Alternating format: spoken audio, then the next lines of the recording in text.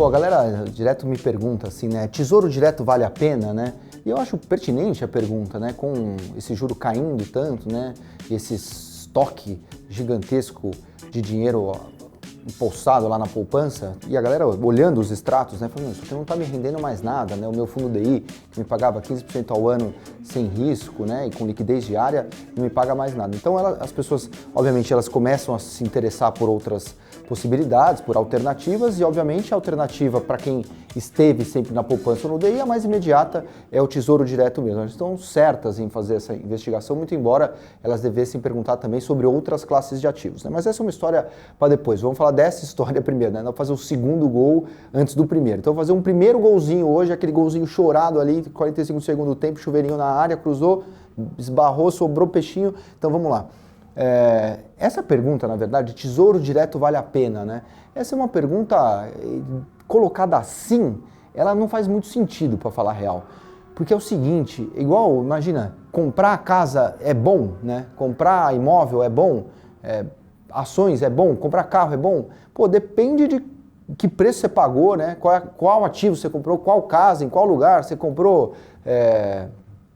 Lá na casa do Nelson, lá em Parelheiros, você provavelmente fez um mau negócio, né? Lá se pagou caro, né? Agora, você morou lá perto da minha casinha ali, né? Arrumadinha, sonho da casa própria e tal. Talvez você tenha feito um bom negócio e você pagou barato.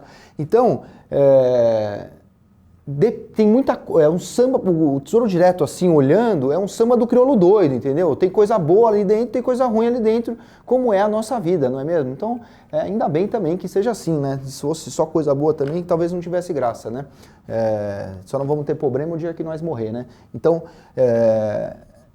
lá dentro, tem basicamente uma matrix aqui, uma matriz, não uma matrix, né? Embora pudesse ser uma matrix também. Aí tem o tesouro, você vai ter que ter 3 tipos de título, o tesouro pós-fixado, ou seja, ele está atrelado a um indexador, normalmente a taxa Selic, ou seja, o seu retorno, ele fixa-se pós, né, depois do que algo aconteça. Então, você tem um título que anda conforme a Selic, então se a Selic vai andando, o seu retorno vai andando com a Selic.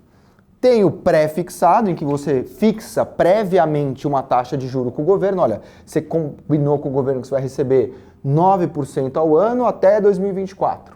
Então, você pré-determinou uma taxa. E tem o indexado, que ele tem basicamente 2 componentes. Um componente em que você pré-fixado, em que você pré-determina uma taxa de juros com o governo, e um componente pós-fixado, normalmente o IPCA. Então, você vai, conforme o IPCA vai variando, o seu retorno vai variando, tá? E além disso, então você tem que escolher, primeiro a sua decisão é essa, qual desses 3 aqui eu compro, né? Porque Tesouro Direto tem muita gente nessa agente, né? Agente é muita pessoa, né? O Tesouro Direto é a mesma coisa, o Tesouro Direto é muito tesouro ali e alguns tesouros são gato por lebre. E a primeira decisão é qual título comprar nessa categoria. E a outra é o curto versus longo. Você pode comprar um pré-fixado para 2020 ou você pode comprar um pré-fixado para 2050. Qual que é bom, né? Então essas 2 decisões, entre as classes de títulos e em qual prazo de título. Essas são as 2 coisas que você tem que entender. E eu já vou chegar lá. E além disso, você precisa pensar o seguinte: qual o risco associado a cada um dos títulos, né? Não só as características, o prazo deles e qual o risco que eu estou correndo ao comprar esse negócio, né? Primeiro, o que é a essência do Tesouro Direto, né? Você está emprestando dinheiro para o governo brasileiro, para o governo soberanamente, né? Então, você empresta dinheiro, o governo te paga uma taxa de juro por isso. Então, o primeiro risco que você tem, obviamente, é o risco de calote. O governo brasileiro pode chegar para você e falar assim: pô, legal, obrigado que você me emprestou essa grana aí, mas passa amanhã, porque hoje não vai rolar, né? Tchau e bênção, não vou pagar. Então você tem o risco de ser calotado, né? O famoso default. Já aconteceu na história brasileira? Já aconteceu uma vez. A gente não tem muito histórico de calote, né? E aí tem várias explicações possíveis para isso, né? Inclusive, eu ouvi uma muito boa do Tony Volpon, meu amigo economista-chefe do UBS, que diz que, olhe sempre para não só dívida está em moeda local ou estrangeira, né? Se você tem moeda local, como é o caso brasileiro, você consegue, o governo sempre pode emitir moeda para pagar a dívida. Então ele dificilmente faz o default clássico. O default é disfarçado via inflação, que a inflação é um tipo de default também, né? Mas esquece essa tecnicalidade. Mas o default clássico de assim, não vou te pagar, em moeda local é mais difícil, porque o governo imprime moeda e paga o cara. Quando é em moeda estrangeira, tem uma crise, a moeda estrangeira sobe pra caramba, a sua dívida sobe pra caramba, você não consegue pagar o cara que você não tem capacidade de emitir moeda estrangeira, você só emite moeda local. A primeira coisa é isso. E a segunda coisa é quem detém a sua dívida, né? O brasileiro detém a dívida brasileira, em maioria, né? Diferente do argentino, que a dívida argentina é detida por estrangeiro. Então é fácil você calotar o estrangeiro, né? Você manda ele para aquele lugar, não paga o cara e o cara vai embora, né? Agora, e se você tem que enfrentar o cara que é o seu eleitor, né? O cara ou é uma empresa que vai financiar ou não sua campanha eleitoral do próximo ano? Defaltar esse cara é complicado, né? Então, o risco de calote no Brasil, e até também, principalmente com a aprovação da reforma da Previdência, a gente tem a convergência da trajetória da dívida pública brasileira. Então, o risco de calote no Brasil, pelo menos esse calote clássico, a gente pode matar ele. Vamos trabalhar com a hipótese de que o Brasil não vai defaultar. Então é um risco teórico, mas ele não é um risco, no meu entendimento, pelo menos prático, né? Podemos dormir com isso. Mas tem um outro, e esse aqui é bem mais relevante, que é o risco de mercado. E eu estou começando por essa explicação para depois subir, porque se você não entender o que é o risco de mercado, você não entende o que você compra aqui em cima. O risco de mercado é o seguinte: um título, como é esse que você está comprando aqui dentro, um título é algo que te paga 100 lá na frente. Por definição, ele te paga 100% do valor de face. E aqui eu vou dar a explicação mais trivial do que é um título, tá? De um título bem simples, para você entender a lógica. Então o que você faz? Você está na dúvida se você compra um título do Tesouro Brasileiro, não compra esse Brasil aí, sei não, esse Bolsonaro, hein? Ou então essa herança da Dilma, hein? Essa mulher que deixou essas contas aí tudo complexa. O que a gente faz então? Bom, a gente olha lá e fala, pô, vamos emprestar para o Brasil ou não? Bom, a 2% de taxa de juro? Ah, não, prefiro, né, vou emprestar para o governo americano, né, que vai me pagar a mesma coisa. Então, e a 4? Não sei, a 5, não sei. Chega um ponto lá que você topa emprestar dinheiro para esse cara porque você está atraído por aquela alta remuneração. Claro, quanto maior o risco daquele país, maior a sua remuneração. Vamos supor que, aqui só assim, um exemplo totalmente teórico, para emprestar para esse determinado país, nem vou chamar mais de Brasil, para não dar contornos materiais e tangíveis a algo que não é, você fala assim, olha, para emprestar para esse país, eu exijo 11% de taxa de juro. Tá bom, 11% eu acho bacana. Legal, então 11% eu empresto o dinheiro, então você tem que pagar algo por esse título, né? Tem um preço esse título que você vai comprar do governo. Então qual que é o preço? Olha, se ele vai te pagar 100 lá na frente, você vai pagar por ele 90 hoje. Por quê? Porque 90 ele vai subir 11%, é o 100 lá na frente. A diferença de retorno entre o que você pagou hoje e o que o governo vai te pagar lá na frente, que por definição é 100, é justamente o juro que você exige, a remuneração que você exige, ou seja, o 11% que você exige para estar no Brasil. Beleza, esse é o cenário inicial. Então você tem o título. Só que existe um mercado secundário dos títulos, em que você troca no mercado os títulos.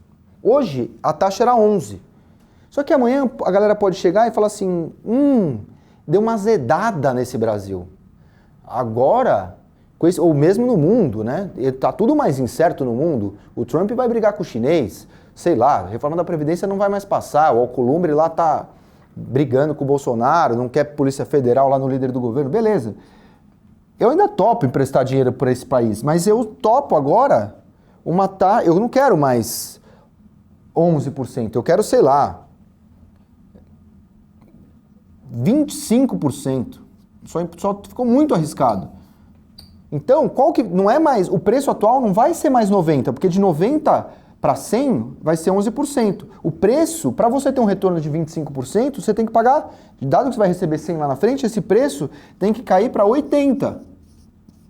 Porque de 80 até 100 dá justamente os seus 25%. Esse é o seu retorno do título. Ou seja, o que está acontecendo aqui? Quando a taxa de mercado sobe, tá vendo? Tá vindo de 11 para 25. Subiu a taxa. Né? Subiu. O preço Caiu. Então, tem uma relação inversamente proporcional entre preço dos títulos, o que você paga, e as taxas de juros de mercado. Ou seja, você pode perder dinheiro na renda fixa. A renda fixa só é fixa se esse cara aqui, que comprou a 90, ficar até o final, beleza, ele vai ganhar 11%. O governo vai pagar para ele 100, supondo que não vai ter calote. Ótimo. Mas ele não se livra do risco de mercado. Se ele tiver que vender no meio do caminho, ele pode ter que vender por 80. E aí ele perde dinheiro. Ele perdeu do 90 por 80, ele perdeu grana. Você comprou por 90 e teve que vender a 80. Tem um preço desses títulos no mercado. Então tem uma relação inversamente proporcional entre taxas de juro e preços dos títulos, tá? Ficou claro aqui? Ótimo.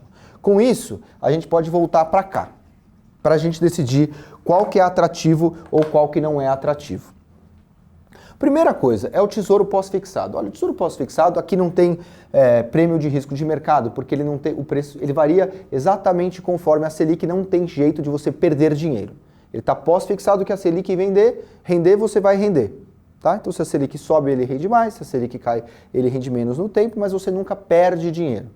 Vale a pena comprar tesouro pós-fixado? Não, não vale. Objetivamente não vale. Por quê? No Tesouro Direto, você paga hoje uma taxa de 0,3% ao ano. E você pode comprar fundos DI com taxa de administração zero, ou seja, que fazem a mesma coisa para você. Ou seja, você economiza 0,3% ao ano. Quais são esses fundos DI? BTG, PI, Orama. Essas três plataformas de investimento, você pode abrir sua conta lá e comprar esses títulos. É muito melhor do que você comprar tesouro pós-fixado, tá? Rende mais, mesmo nível de risco, vai fazer a mesma coisa, não tem inteligência de gestão. Esse cara, o que esse cara faz? Ele pega e compra esse título aqui, só que ele não paga o 0,3 que você paga. É isso. Tesouro pré-fixado. Aí aqui tem um negócio que me irrita profundamente de especialista falando de pré-fixado. O que o cara vai falar? Pré-fixado, né, é bom quando tem a expectativa de queda da Selic, né? Pode ler se a Folha de São Paulo não faz isso ou o Valor Econômico faz isso. Vai ter queda da Selic, você compra o pré-fixado. Mas não é verdade isso, necessariamente. O que é verdade? Porque o mercado ele se antecipa. Por exemplo, o mercado já espera que a Selic caia para 4,75. Então, as taxas de mercado já consideram uma queda de Selic. Tá?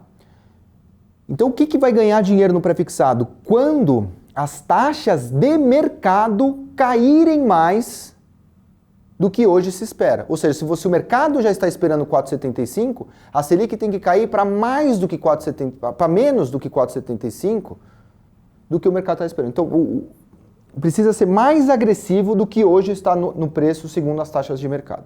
Então, esse é o bom pré-fixado, esse é o bom cenário para o pré-fixado. Quando os juros vão cair mais do que o mercado espera. Não é só quando os juros vão cair, porque ele pode cair. Se a Selic hoje cair para 5%, você perde dinheiro no pré-fixado. Você sabia disso? Então não é quando a Selic cai, é quando a taxa de mercado cai. Aí você ganha, tá?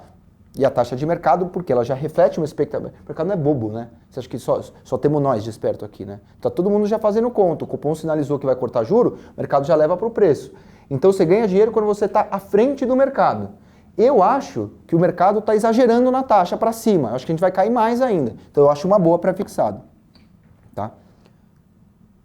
Indexado. Olha, é uma misturinha desses dois.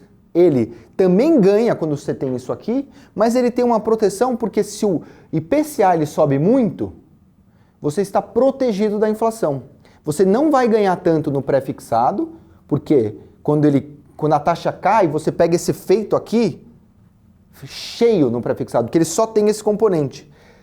O outro, parte desse juro, ele é só o juro real e o resto é o IPCA, que vai variando no tempo. Então, se o IPCA sobe muito, você está amortecido. Só que o efeito de queda de taxa não é tão grande, então a porrada no preço não é tão alta quando as taxas de mercado caem. Então, esse cara, eu acho ele legal para o momento também e ele ainda te protege da inflação. Então, basicamente, o indexado, ele é bacana se você quiser. A dúvida aqui, o que eu estou te dizendo? Eu gosto do indexado e gosto do pré-fixado, mas o indexado ele tem menor risco do que pré. mas ele também tem menor potencial de valorização. O que eu acho, então? Que a gente tem que fazer uma combinaçãozinha dessas duas coisas. Tem que comprar pré-fixado e tem que comprar indexado. Curto ou longo? Outra resposta que a gente tem que fazer. E aí eu acho que no curto prazo, o Copom corta a Selic mais do que o mercado está esperando. Ou seja, tem ganho para os títulos tanto indexados quanto pré-fixados curtos. Tem sim. Mas eu acho que a verdadeira porrada está no longo. Porque além de ter esse efeito de queda das taxas de juro, o título longo, quanto maior o prazo, maior a porrada. Porque a valorização basicamente depende do negócio chamado duration, que é o prazo médio dos títulos. Então, e a variação no preço do título é quanto variou a taxa vezes a duration, vezes o prazo médio, basicamente. Então, o título longo, hoje a curva ela vai subindo no mercado, as taxas de juros de mercado vão sendo maiores conforme o prazo. E está muito inclinado isso. Eu acho que vai cair um pouco a inclinação no tempo. O que é isso? As taxas de juros longas vão cair. Elas estão assim, né? Quanto mais prazo, mais juro. Só que aí agora ela está assim. Eu acho que lá na frente vai convergir mais para baixo. Então a porrada no juro longo vai ser ainda maior. Então aqui, gosto do curto, gosto muito do longo. Qual a ressalva do longo? Se eu tiver errado também tem a variação para baixo, amplificada pelo efeito duration, ou seja, pelo efeito prazo médio. Então você pode perder aqui a grana mais no longo. Em contrapartida, é a mesma coisa aqui. O curto, e também tem o curto, né, que é vale o mesmo para o curto, que é justamente isso. Ele tem menos risco do que o longo, mas ele tem também menor potencial de valorização. Resumo da história, o que eu compraria? Compraria um pouco de pré-fixado curto e um pouco de pré-fixado longão. Compraria um pouco de indexado curto e um pouco de indexado longão. Aí formaria uma carteirinha diversificada também na renda fixa.